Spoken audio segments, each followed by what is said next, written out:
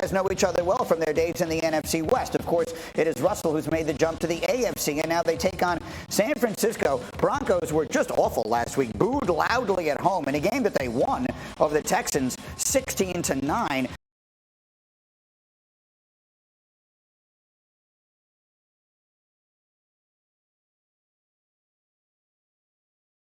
This will be a very different circumstance, a different challenge, and it's a standalone Sunday night game.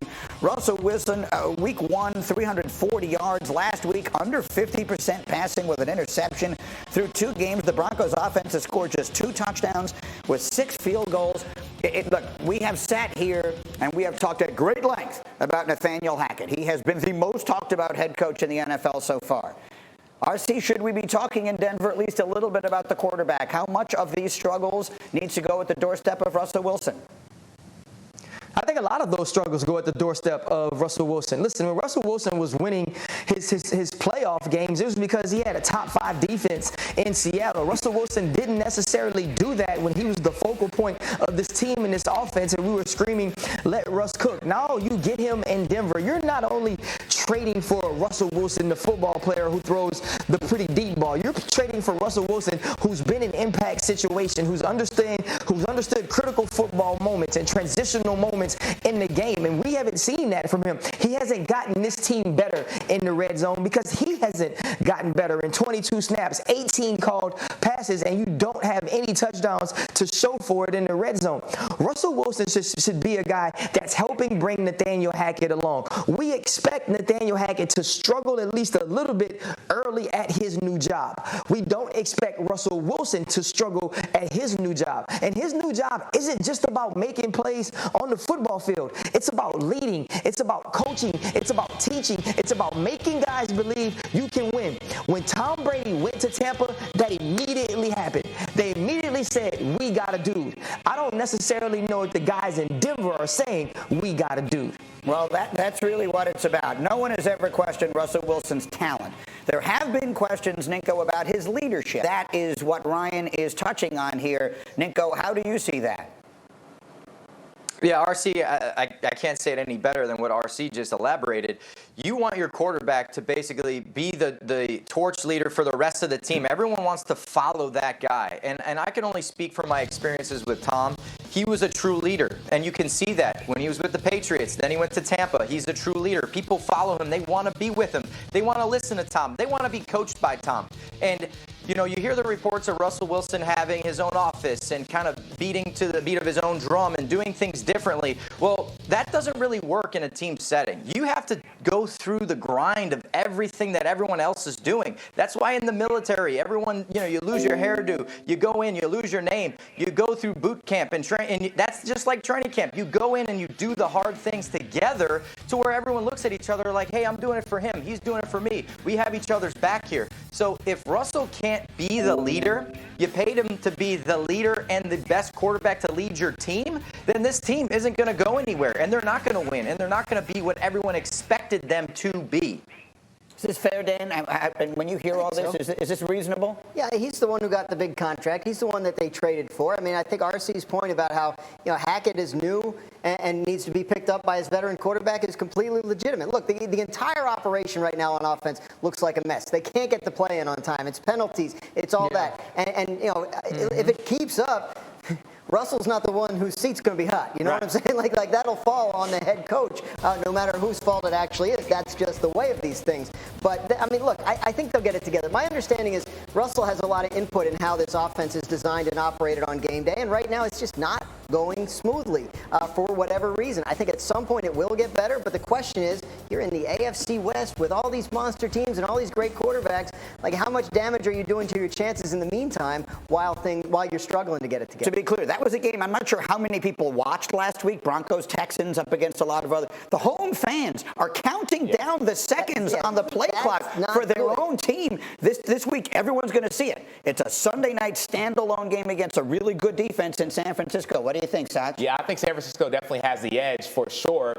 Number one. Number two, I'll just push back on the piece about, man, being a unit and team and all one haircut. I mean, Tom Brady missed training camp, so that's the thing that happened. Aaron Rodgers isn't necessarily this unit team rallying around guys, so that's another thing. And so, I understand that point, but there is another side of there are different ways to lead. Now, is Russell Wilson doing it right now? No. Is Nathaniel Hackett doing it right now? No. But also to the point of, hey, I'm a rookie head coach and need to be brought along. Mike McDaniel looks really, really good right now as a rookie head coach as well. And so I think there's more nuance to the situation. Denver's defense has some question marks with the first-year coordinator. I think that needs to be talked about as well. But Russell Wilson, for sure, needs to be better. Every game we've put on the screen so far, everyone likes the same team. I'm not exactly sure. We got to keep track of how this.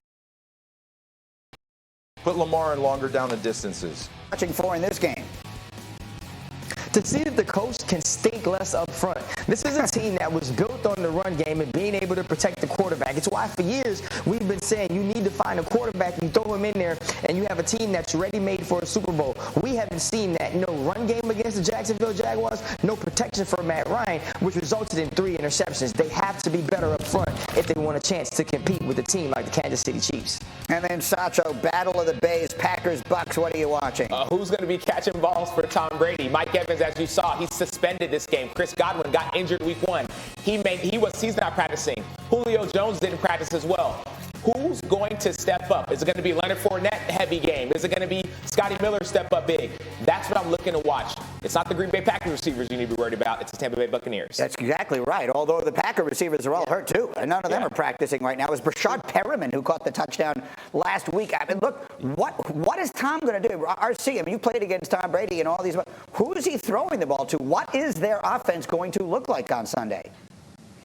I mean, his offense is going to start with Leonard Fournette, but let's not be confused into thinking that that's what they're doing this week because they don't have people to pass the football to. He was who won the football game against Dallas in week 1. He was the guy that got 24 carries against the New Orleans Saints that allowed Tom to not have to force balls into difficult situations, which creates turnovers. And he's a little banged up as well, but this team is winning on defense. You know, we looked at the Dallas Cowboys week 1 and we said, you know what, they were done without Dak Prescott. You know why? Because the Tampa Bay Buccaneers defense was on their heads. Those linebackers, Levante David and Devin White, are playing at that Super Bowl level. They're taking the top, they're keeping the top on the defense and making plays in the secondary with Antoine Winfield now at the nickel. And then offensively, they are doing enough. And we watched Tom Brady make plays like we saw late in the game to Brashad Perriman. When you think about this team, they're just finding ways to win. And that's what you want if you're Coach Todd Bowles. We are not playing our best ball, but we're 2-0 with an opportunity to go beat Green Bay, and I think they get it done.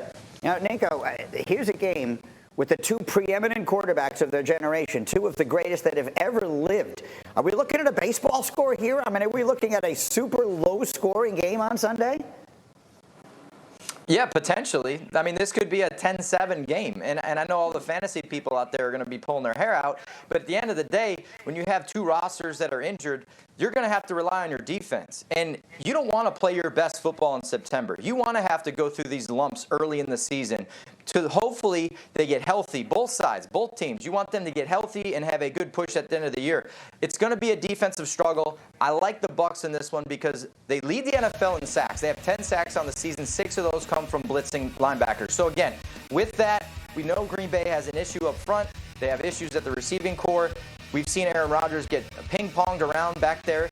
So again, I think the Bucs are going to get after Aaron Rodgers, and I'm taking the Bucs. Tom Brady will find a way.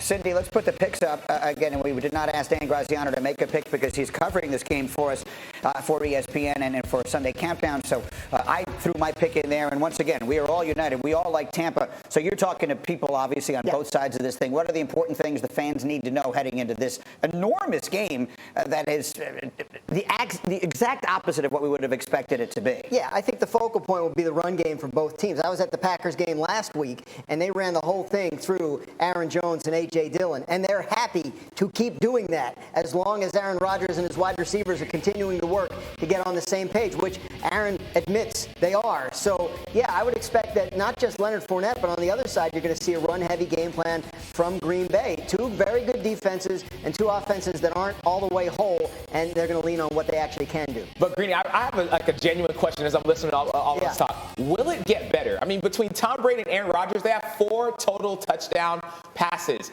The receivers are still injured. Green Bay, they relied on Randall Cobb. Like, will it actually get better as far as not just winning games? I'm talking about these quarterbacks looking like MVP caliber quarterbacks. Mike Evans' suspension is only one game. Chris Godwin will be healthy eventually. And in Green Bay, they believe that experience with those young receivers will make them better as the year goes along. If these teams play each other again in January, it might look vastly different. We'll see. In the meantime, speaking of quarterbacks who are struggling, Sunday night, Russell Wilson at home against Jimmy Garoppolo. These guys know each other well from their days in the NFC West. Of course, it is Russell who's made the jump to the